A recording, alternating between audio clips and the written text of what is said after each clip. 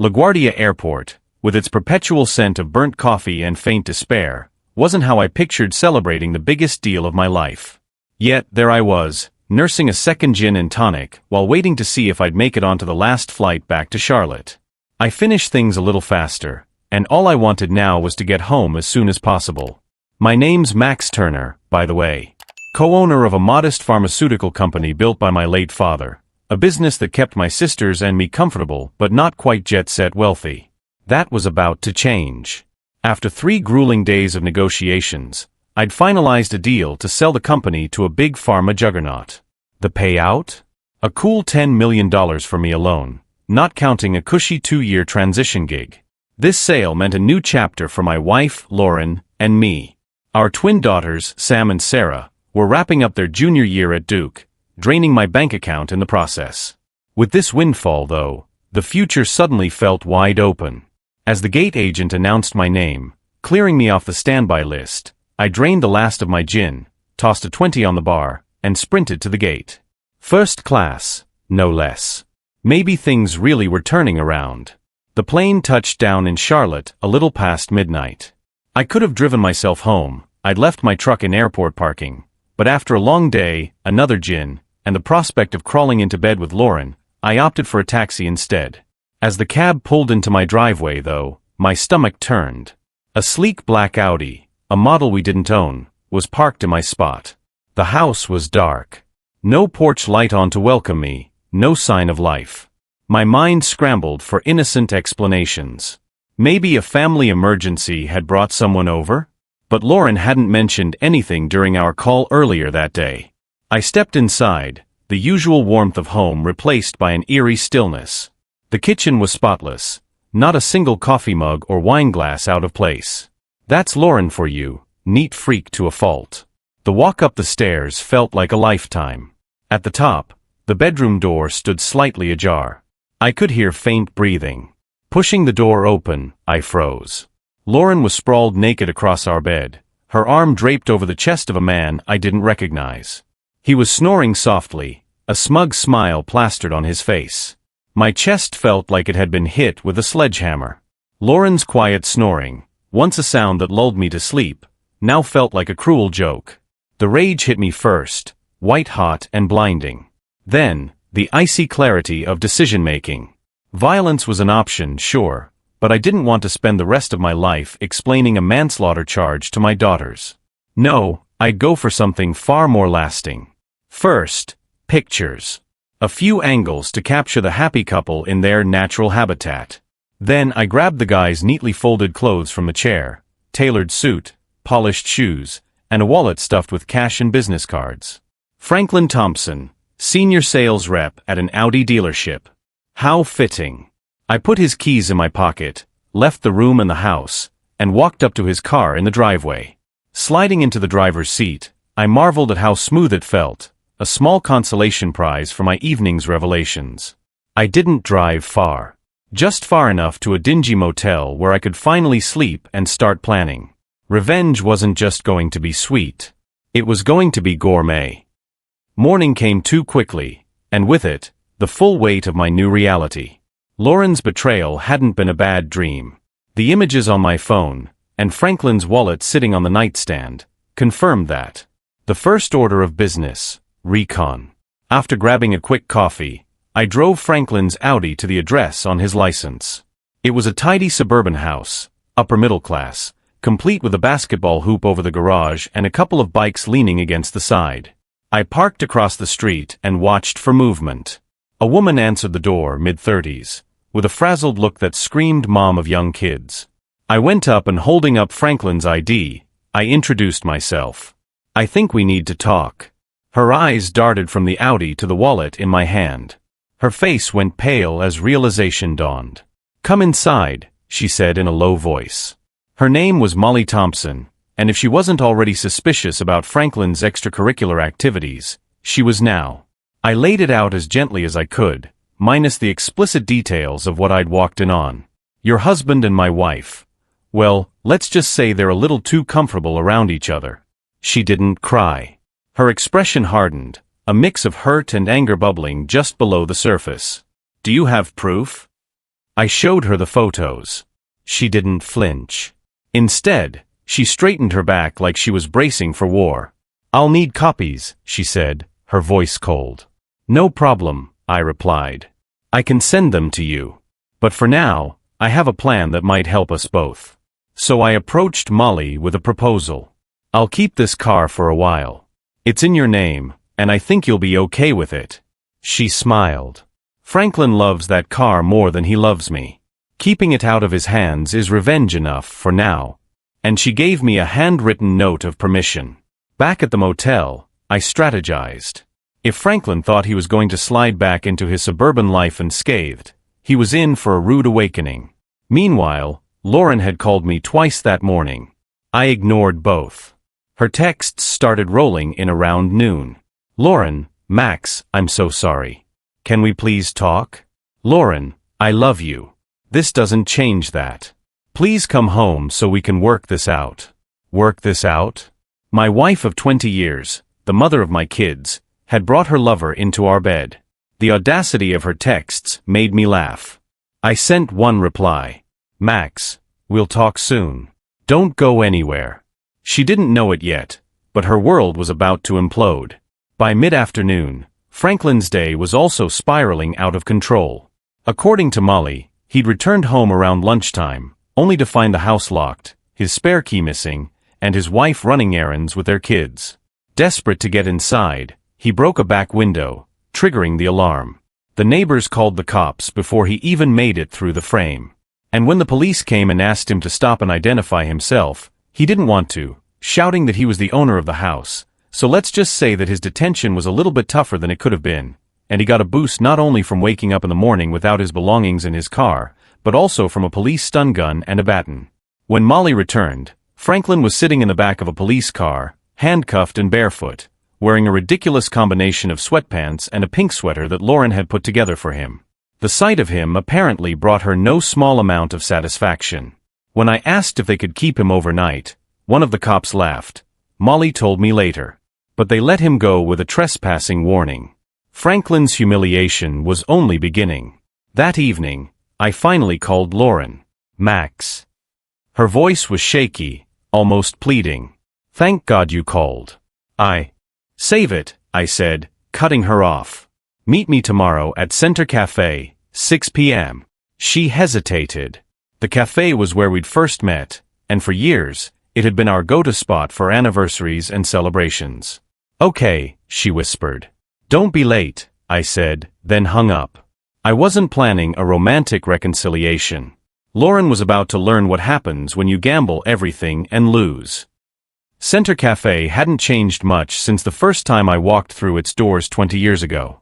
The warm lighting, the smell of roasted coffee, and the hum of quiet conversations brought back memories I wasn't eager to dwell on. I arrived early, nursing a black coffee at a corner table with a clear view of the entrance. When Lauren walked in, I could see the weight of guilt hanging on her shoulders. Her usually perfect posture was slouched, and her eyes darted nervously around the room until they landed on me. "Max," she said, forcing a smile as she slid into the seat across from me. "Thank you for meeting me." I didn't return her smile. Instead, I leaned back in my chair, studying her. "You wanted to talk. Go ahead." She faltered. I don't even know where to start. "I'm so sorry. What I did it was wrong. Unforgivable. But I love you, Max. I love our family. I want to fix this." Her words hit like a hollow drum. I took a slow sip of coffee, letting the silence stretch. "You love me?" I asked finally, my voice flat. Funny way of showing it. Tears welled up in her eyes. "It was a mistake. A terrible mistake. I never meant to hurt you. I swear it was just—" "Don't," I interrupted, my tone sharper now. "Don't insult me with excuses. You didn't trip and fall into bed with him, Lauren. You invited him into our home, into our bed. Did you think about me at all? About our daughters?" Her tears spilled over. "I wasn't thinking. It didn't mean anything, Max. I was just—" she trailed off, struggling for words. "You were just selfish," I finished for her. "You risked everything we built, our marriage, our family, for what? A sleazy car salesman who barely kept his shirt on in his own promotional photos. Her face crumpled, and for a moment, I almost felt sorry for her. But then the image of her and Franklin flashed in my mind, and any sympathy I had evaporated. She reached across the table, trying to take my hand. I pulled away, and then leaning forward so my words hit her like a dagger. "Do you know what hurt the most, Lauren?" I asked, my voice low but cutting. "It wasn't seeing you with him. It was realizing that I'll never hear you snore again. That stupid, quiet snore I used to love because it meant you felt safe with me." Her sobs broke through now, loud enough to draw a glance from the couple at the next table. She buried her face in her hands. After that night, I did a little research and discovered something. 3 men, I said, my tone ice cold. She looked up, confused. "You've slept with 3 men during our marriage, haven't you?" "Don't bother denying it, I know." Her mouth opened, then closed again. Finally, she nodded. "Yes," she whispered. "But Max, I stood abruptly, cutting her off. "I've heard enough." Her head snapped up, panic in her eyes. "Max, please. We can get through this. I'll do whatever it takes. Counseling, therapy, anything. Just please don't give up on us." I leaned over the table, keeping my voice low but firm. "I already did. That night, when I walked into that room and saw what you'd done. It's over, Lauren. You'll be served with divorce papers tomorrow. Get a lawyer." Her face fell, her tears flowing freely now. I didn't wait for her response. I turned and walked out of the cafe, leaving her sitting there, broken. As I stepped into the crisp evening air, I felt a strange sense of calm. The pain was still there, sharp and raw, but so was a grim satisfaction. The game wasn't over yet.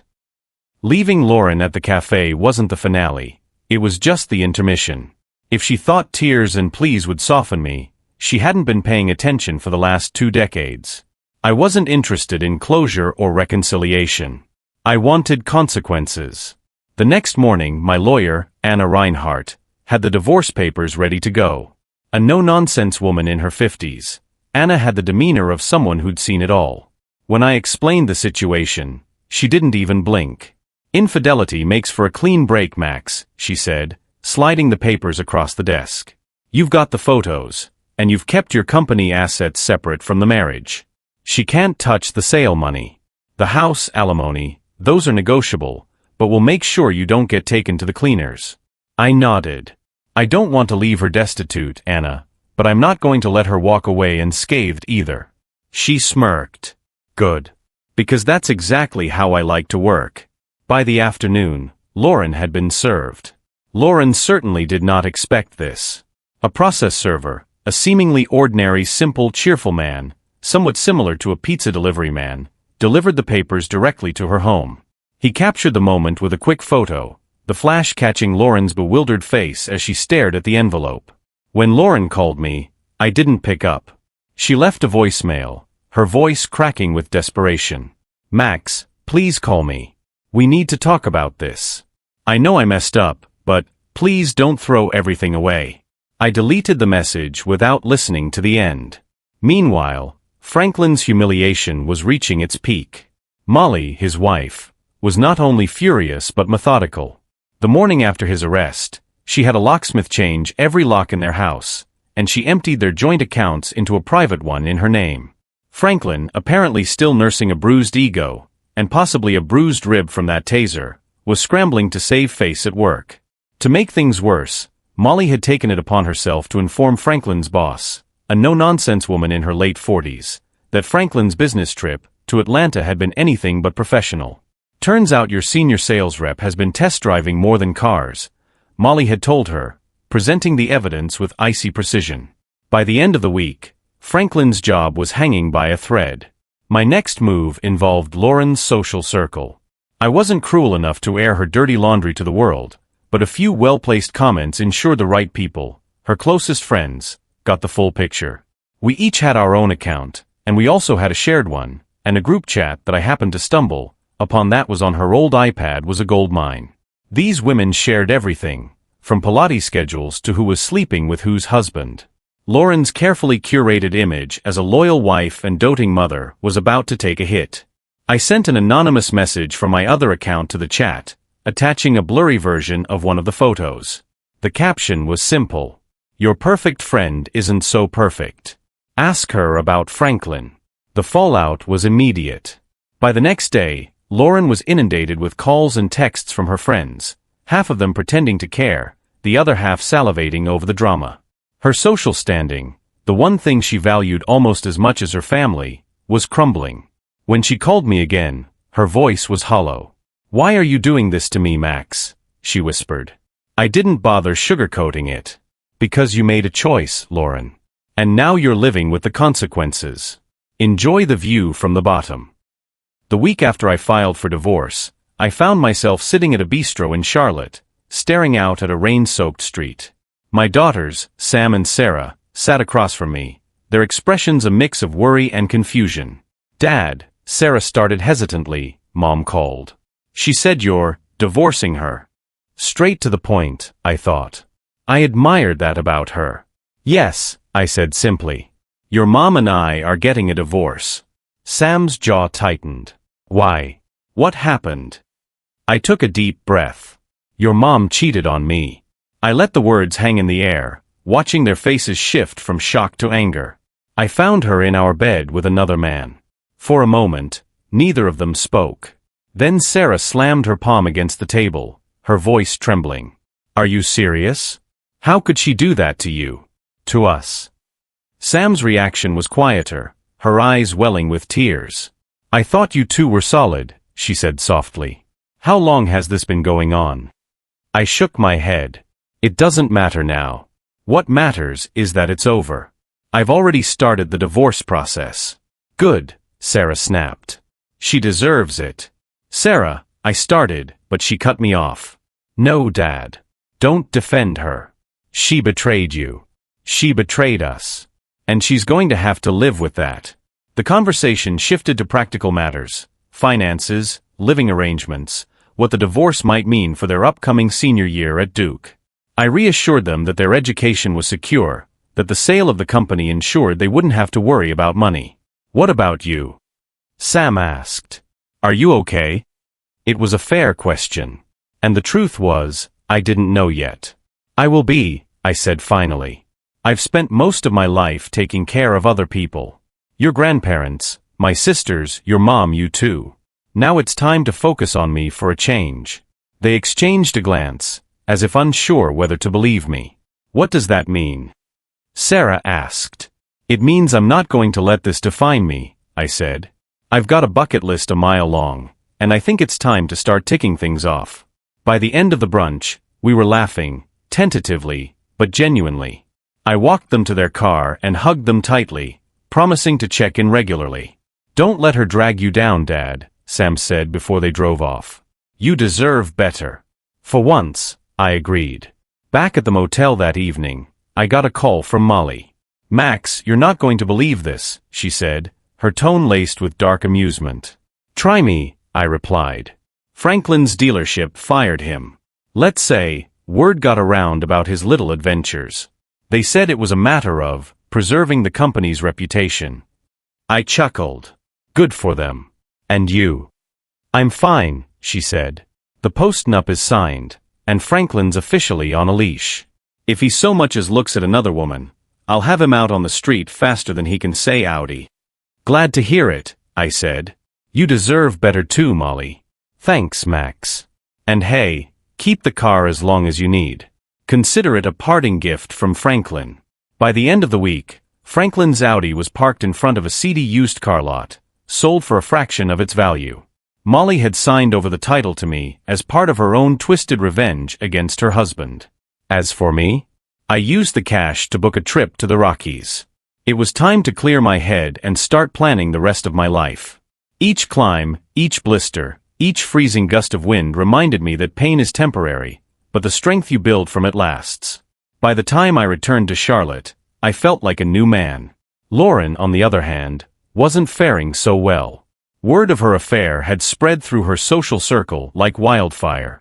Friends who used to flock to her wine nights were suddenly too busy. Even the most loyal ones struggled to look her in the eye. The divorce settlement left her with half of the house and a modest alimony check. About our daughters, they were enough adults now, free to decide for themselves how much contact they wanted with their mother. They didn't choose much. 6 years later, I stood at Sarah's wedding, watching her dance with her new husband. Lauren was there too, seated at a corner table with her date, a balding, unremarkable lawyer who looked like he'd spent the last decade filing parking ticket appeals. I barely recognized her. The confident, vibrant woman I'd married was gone, replaced by someone smaller, dimmer. Across the room, my girlfriend, Elena, waved at me. She was everything Lauren wasn't: adventurous, down-to-earth, and fiercely loyal. We'd met on a climbing trip in Patagonia and had been inseparable ever since. As I crossed the room to join her, I caught Lauren's eye. For a brief moment, I saw regret there. But I didn't stop. Some things are better left in the past.